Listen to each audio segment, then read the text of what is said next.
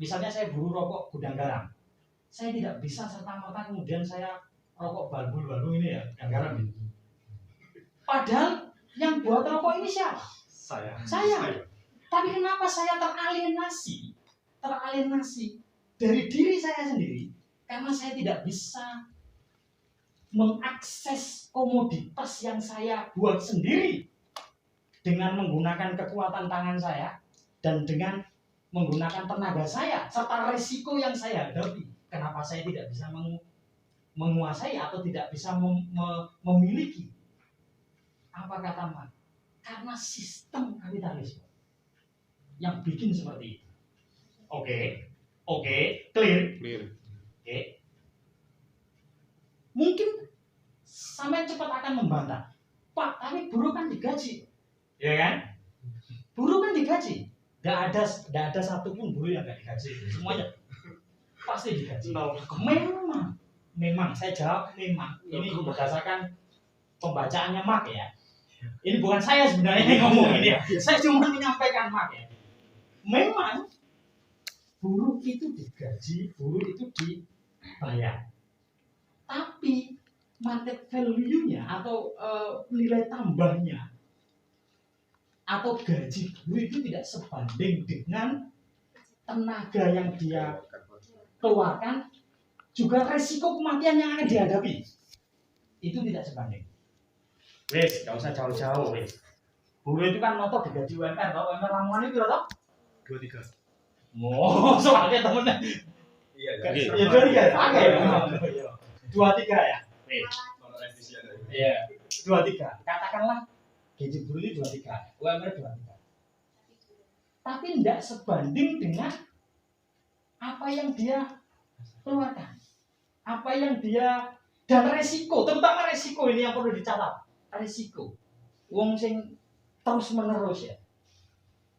Kerja rokok misalnya ya. Atau kan resiko kematian itu kan juga semakin tinggi. Sementara apa? Akses kesehatan itu tidak disentuh. Ini analisisnya Marx. Kan cukup mereka digaji. Oke, clear ya. Jadi meskipun mereka digaji, tapi tidak sebanding dengan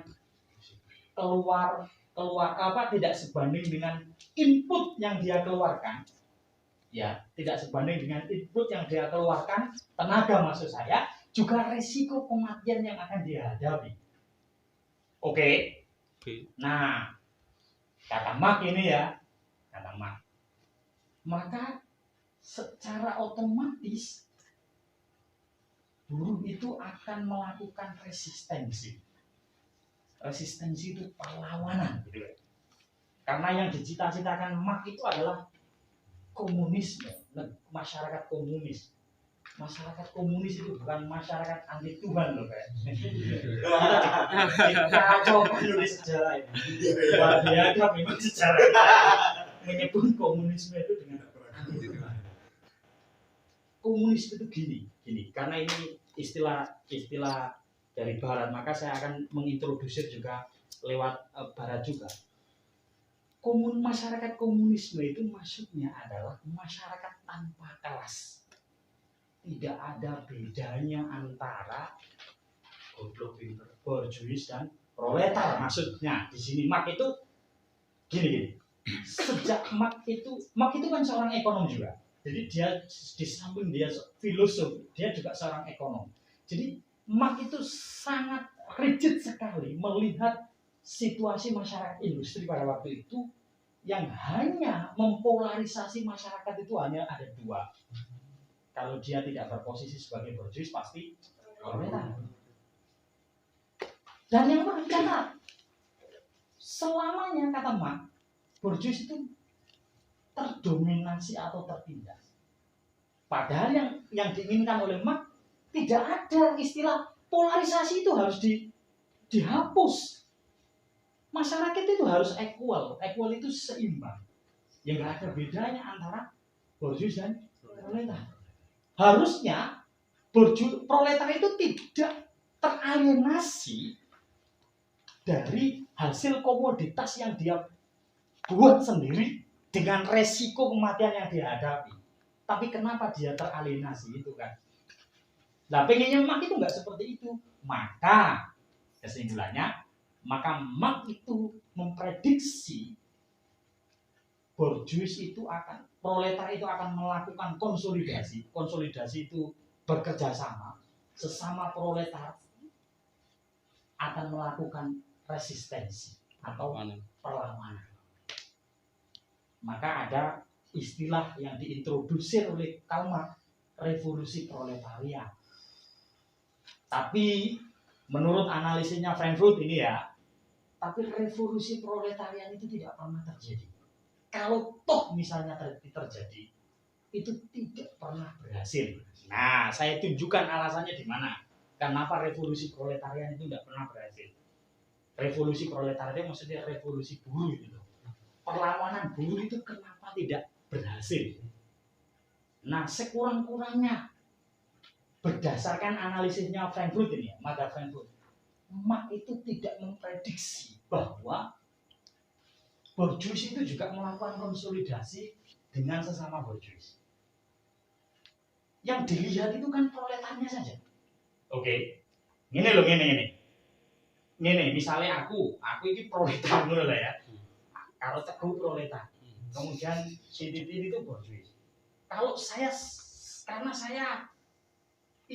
saya memiliki akal sehat, kalau saya sering ditekan atau ditindas bahasanya ya, untuk tidak menyebut ditindas lah, ditekan saja. Kalau saya sering ditekan, maka saya akan melakukan kerjasama. Ya boy, caranya menggulingkan Titin bisa. Yang dilihat Marx itu hanya itu, saya konsolidasi dengan Teguh. Tetapi Marx itu tidak melihat bahwa sesama kapitalisme, sesama borjuis itu juga melakukan konsolidasi gitu. Agar gak jadi revolusi. Agar tidak terjadi revolusi. Nah, itu yang tidak dianalisis oleh Marx, kata Frankfurt. Jadi borjuis, sesama borjuis melakukan konsolidasi untuk menghalau adanya gerakan revolusi ini. Cara gimana? Menciptakan produktivitas atau menciptakan komoditas. Wes, tidak usah jauh-jauh. Saya tunjukkan. Kalau borjuis, kalau kapitalis itu juga melakukan konsolidasi. Jadi kalau teman-teman melihat saya, mulai dari ujung kepala saya sampai ujung kaki, itu tidak ada satupun yang tidak dilayani oleh kapitalisme. Oke, misalnya kamu ingin membersihkan rambutmu, disediakan sampo oleh kapitalisme. Pengen supaya agak lebih cantik ya, memakai make up, itu disediakan oleh kapitalisme. Bahkan untuk memotong kuku itu disediakan oleh kapitalisme. Lah gini pengen melakukan revolusi itu dalane itu konde cara Jawa nih. Lah iya. Wong kita seluruh kebutuhan kita itu dilayani oleh kapitalisme. Ini yang nggak diprediksi oleh Marx. Oke, clear. Oke ya. Ya. Di semua, hampir seluruh kebutuhan manusia semuanya dilayani oleh kapitalisme. Apalagi sekarang teknologi. HP misalnya itu.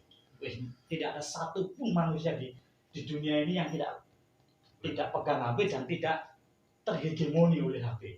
Konsep hegemoni nanti akan saya jelaskan setelah ini ya. Wis pahami itu aja dulu ya. Jadi intinya gini.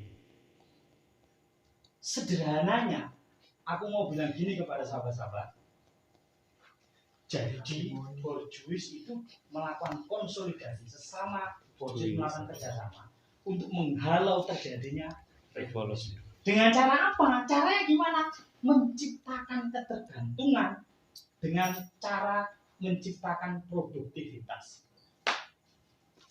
Oke ya, karena semua aspek kebutuhan itu tidak ada, manusia itu tidak ada satupun yang tidak dilayani oleh kapitalisme. Nah, kira-kira gitu.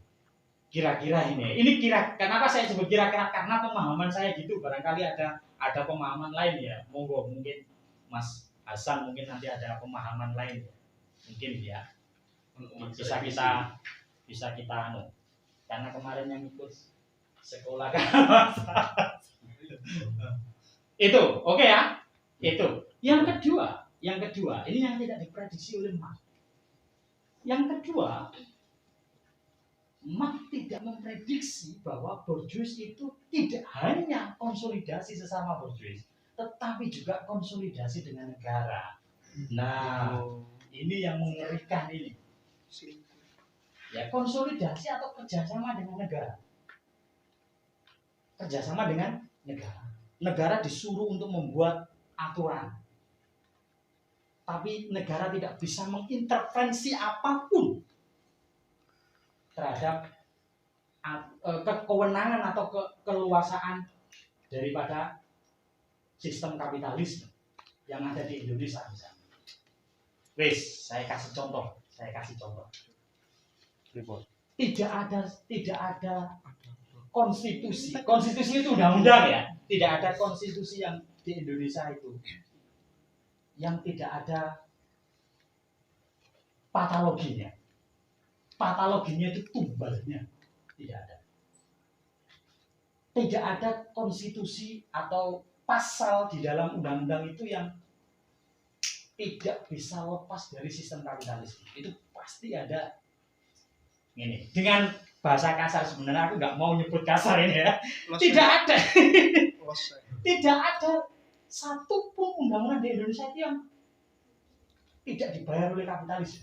Menurut maksudku. Nah, itu kan kasar itu ya. Enggak. Halus ya. Aman. Ya borjuis lah sama kapitalis borjuis. Gini, misalnya gini. Ini pengakuan langsung Prof Mahfud. Prof Mahfud itu enggak sembarang orang ya. Prof Mahfud ini guru besar hukum tata negara ya. Diakui beliau alumni UI Jogja. Sekarang jadi Menko Polhukam. Kata Prof Mahfud ini ya, tidak ada undang-undang di Indonesia ini yang tidak dibeli oleh kapitalis atau nggak borjuis. Jadi sebenarnya muspro memilih DPR itu muspro. Kasar ya. Itu paling halus itu ya. Sangat tinggi. Nah, contoh paling konkret ini ya, misalnya Freeport. Jadi Freeport itu ini contoh paling konkret, tapi teman-teman bisa lacak sendiri contoh-contoh yang lain. Kasus Freeport nih. Freeport itu tambang emas, sahabat-sahabat. Jadi misalnya Freeport itu, andai kata dari dulu itu menjadi Indonesia itu tidak ada sekolah baru, nggak ono kayak, oh itu tambang emas kok. Nggak ada busuk lapar di Papua itu. Wong itu tambang emas kok. Lah kok iso wong tambang emas kok ada busuk lapar pada di tempatnya uang. Tambang emas gitu. Tapi yang perlu dicatat, setiap 10 tahun secara otomatis akan ada perpanjangan Freeport. Dan itu diteken pada masa pemerintahan Orde Baru. Tentu saja DPR MPR pada zaman Orde Baru ya, tentu saja ini tetap ya presiden yang punya kuasa ini. Memang luar biasa Soeharto ini. Ya pahalanya banyak tapi dosanya juga banyak. Jadi secara 10 tahun secara otomatis, lah mau kita gugat bagaimanapun, wong itu konstitusi yang bicara seperti itu tidak bisa.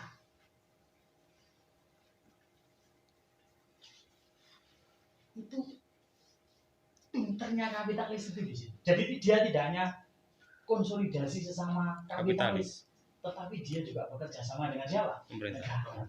Dan tentu saja ketika kita negara ya perangkat-perangkat negara ya termasuk eksekutif dan legislatif tentu saja ya. Karena apa? Presiden, DPR, MPR kira-kira itulah. Nah. Yang ketiga, kapitalisme itu juga melakukan konsolidasi terhadap tokoh agama. Nah, ini. Tokoh agama. Berkah itu. Gak usah jauh-jauh ini. Karena ini di hadapan kita. Sorbes yang ada di Mantren itu. Nah, itu contoh konkret kapitalisme konsolidasi dengan tokoh agama.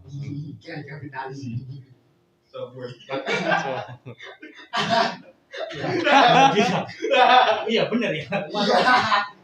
Ojo direkam. Enggak usah.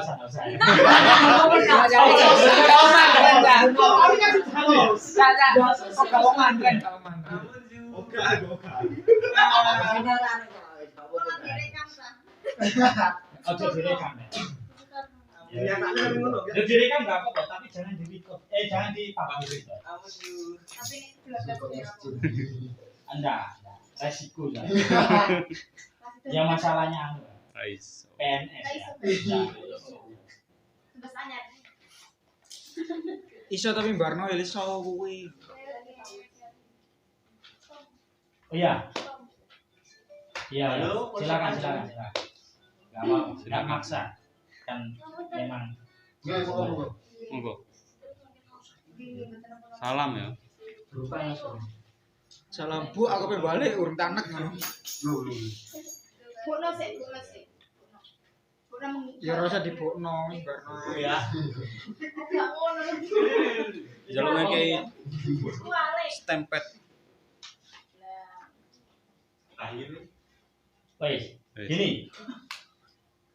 Di samping negara yang lebih mengerikan adalah Pakistan. Apalagi kan lihat frame-nya orang Indonesia ini kan sama kiai itu kan luar biasa ya. Takdimnya maksud saya.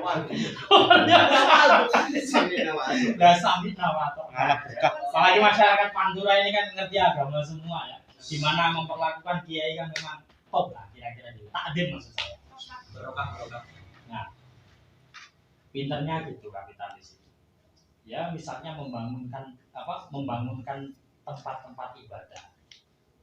Kemudian mengajak tokoh agama untuk mengkondisikan masyarakat agar semua ini. Teman-teman pasti sudah paham lah. Saya nggak perlu itu misalnya. Ya nggak usah ya. Intinya itu. Jadi Rupa. Setengah. Iki gak mantren iki. Tapi kuliahnya insut. Santet. Dah, wis. Nggak perlu nanti tanya. Jadi ini ya. Konsolidasi. Gini artinya tiga yang ingin saya katakan, Marx itu tidak memprediksikan tiga hal. Kapitalisme konsolidasi sesama kapitalisme, kapitalisme konsolidasi dengan negara. Konsolidasi itu kerjasama ya. Kalau misalnya sulit memahami kata konsolidasi, kemudian yang ketiga adalah kerjasama dengan tokoh-tokoh agama. Sudah perangkatnya sudah sangat clear, sudah sangat lengkap untuk menghalau gerakan-gerakan revolusi atau gerakan-gerakan resistensi yang dilakukan oleh proletar. Makanya revolusi proletariat itu ibarat mimpi di siang bolong gitu ya, utopis lah ya. Itu tidak akan mungkin terjadi. Pak, revolusi Bolshevik itu juga revolusi, iya, tapi kan nggak berhasil.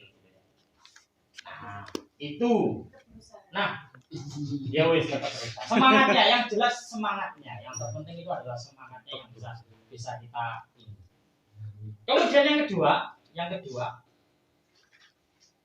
di samping gini, sebelum saya melanjutkan, mungkin ada yang perlu didiskusikan. Mungkin ada yang perlu disampaikan, silakan. Kalau tidak ada ya saya lanjutkan. Ya. Nah, kemudian yang kedua, gagasan yang kedua dari Marx Frankfurt itu adalah kritik atas positivisme.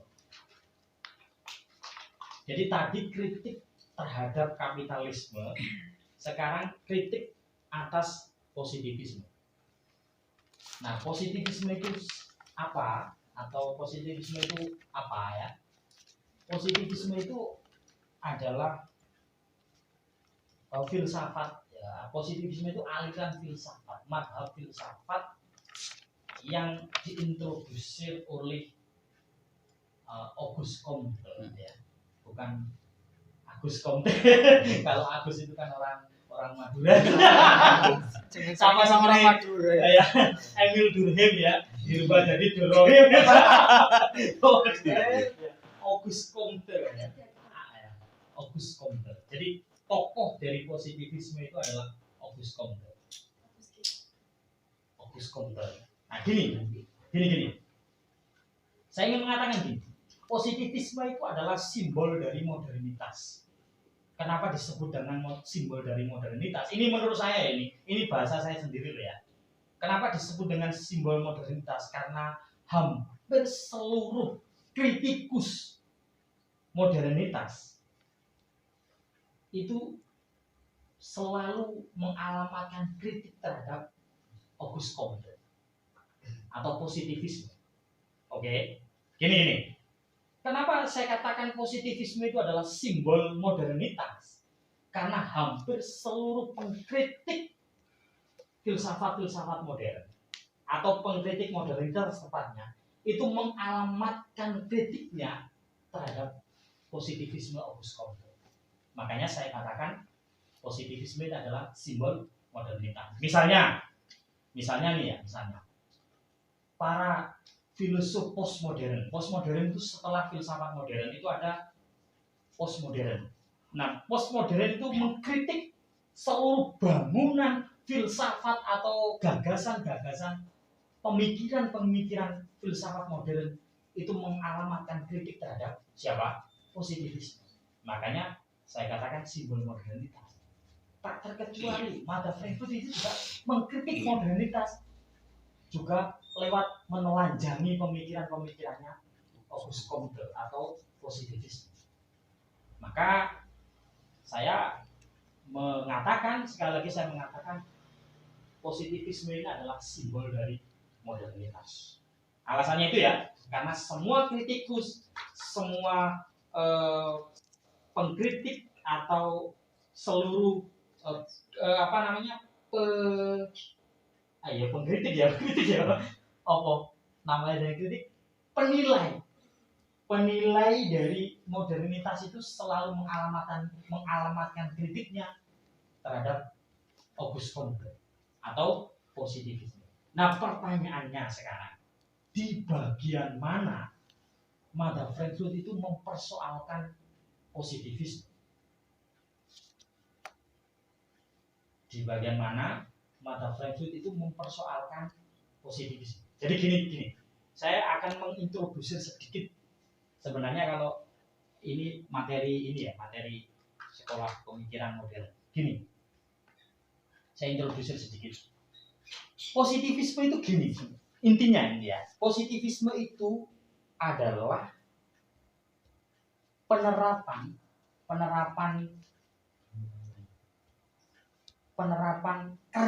kerja ilmu alam, penerapan atau implementasi kerja ilmu alam ke domain fakta sosial, ke ranah sosial gitu. Oke. Jadi positivisme itu adalah penerapan kerja ilmu alam ke ranah sosial. Intinya ingin menerapkan hukum-hukum yang dihasilkan oleh ilmu alam untuk meneliti fakta-fakta sosial. Ini loh maksudnya. Makanya Auguste Comte ini kalau teman-teman jurusan IPS dulu disebut dengan bapak sosiologi, ya kan? Auguste Comte itu disebut dengan bapak sosiologi. Nah, sebenarnya sosiologi, definisi dari ilmu sosiologi adalah, atau sosiologi itu disebut juga fisika sosial. Jadi menerapkan ilmu fisika ke domain fakta sosial. Oke, clear ya? Jadi semangat dari positivisme itu adalah implementasi kerja ilmu sosial, ilmu alam ke fakta sosial. Nah, sebenarnya kalau saya boleh menelanjangi positivisme ini ya, sebenarnya positivisme ini menurut saya itu sudah bermasalah dengan semangat dia menerapkan kerja ilmu alam ke ilmu sosial itu sudah bermasalah. Kenapa bermasalah ini? Saya minta Anda sepeda ini. Saya tunjukkan bermasalahnya positivisme itu ini. Mau ditutup nggak apa-apa? Kan ingin menerapkan kerja ilmu alam, ya kan? Ilmu alam ke fakta sosial. Fakta sosial itu ya menungso masyarakat lah ya, masyarakat. Jadi ingin menerapkan kerja atau kaidah-kaidah atau prosedur-prosedur untuk membangun ilmu alam ke ranah sosial. Lah menurut saya ini sudah bermasalah. Karena apa? Karena objek ilmu alam, objek alam dengan sosial itu kan sudah berbeda. Objeknya ilmu alam kan berarti kan alam toh. Kalau ilmu sosial berarti fakta-fakta sosial. Itu sudah berbeda. Berbedanya di mana? Gini. Berbedanya di ini. Alam itu kan sifatnya kan statis. Tetap.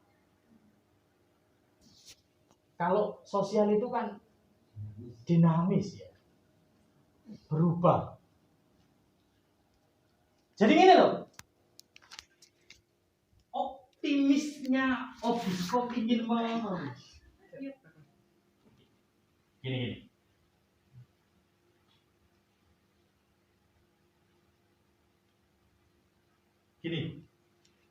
Jadi semangat Obiskop ingin menerapkan gagasan atau prosedur-prosedur ilmu alam ke fakta sosial. Ini menurut saya sudah bermasalah. Karena apa? Karena objek ilmu alam dengan objek ilmu sosial itu berbeda. Ilmu alam itu tetap sifatnya, karakternya ya, jangan dibantah. Misalnya Udara ya, udara kan dari besar ke kecil itu. Bukan persoalan itunya, tapi di persoalan karakternya. Karakter atau ciri khas atau sifat alam itu tetap statis. Kemudian kalau sosial itu kan dinamis. Manusia itu kan dinamis, nggak ada manusia yang nggak dinamis. Makanya kan ada istilah esok dele tetapi sore tempe. Sekarang aja ini. Nah, kok bagaimana mungkin bisa? Ini loh, kayak gini. Ini kritik saya ya. Bagaimana mungkin bisa menerapkan kerja-kerja ilmu sosial ke domain fakta sosial? Wong sifatnya atau karakternya itu sudah berbeda. Weh, saya ambil contoh misalnya. Selalu kita bisa mengatakan gini. Selalu kita bisa mengatakan bahwa air itu mengalir itu dari tempat yang tinggi ke tempat yang rendah. Fakta kan ini. Ini dari dulu kan seperti itu. Mulai dari saya SD sampai sekarang kan hukum itu kan tetap berlaku kan itu. Paham maksud saya? Okay. Saya ulang ini. Sini aja. Biar bisa melihat saya gini. Dari saya dulu SD sampai sekarang, air itu pasti akan selalu mengalir dari tempat yang agak tinggi ke rendah. Kan gitu kan? Iya kan? Clear. Itu maksudnya karakteristik ilmu sosial itu tetap. Oke. Tapi kan berbeda dengan manusia. Manusia itu kan makhluk yang dinamis. Bagaimana mungkin bisa? Oke. Bagaimana mungkin bisa menerapkan kerja-kerja ilmu alam itu ke domain fakta sosial? Itu kritik yang pertama. Nah, tapi Mother Frankfurt itu secara spesifik mengkritik di gagasan soal objektivitas dan generalisasi. Ya. Jadi itu tambahan saja. Dari segi objek itu sudah berbeda karena karakter objek alam itu tetap statis sementara manusia itu berubah. Ini. Saya kemarin itu dibantah sama anak-anak Jepara itu. Pak, kan batu itu kan dari apa ya? Dari apa? Itu Pak. Uap. Orang uap. Sing itu ya Pak, berbentuk itu loh. Oh, ya enggak kan. Selain itu. Ini, dulu kan binatang itu kan dari kecil kemudian besar. Nah, itu kan juga berubah namanya. Bukan itu. Maksud saya bukan berubahnya bukan di situ. Oh, perilaku. Berubahnya itu bukan kok kemudian Pertumbuhan bukan itu, tapi berubah karakter. Karakternya itu tetap selalu ngono terus. Sifatnya seperti itu. Oke ya. Jadi ini misalnya gini, Pak. Ikan air toh Mau ini kan sak gelas ya. Taruhlah ini 1 gelas. Tapi sekarang kan sudah berubah jadi separuh. Bukan ini maksud saya berubah. Bukan datnya, tapi karakternya. Itu kan selalu tetap. Seperti yang sudah saya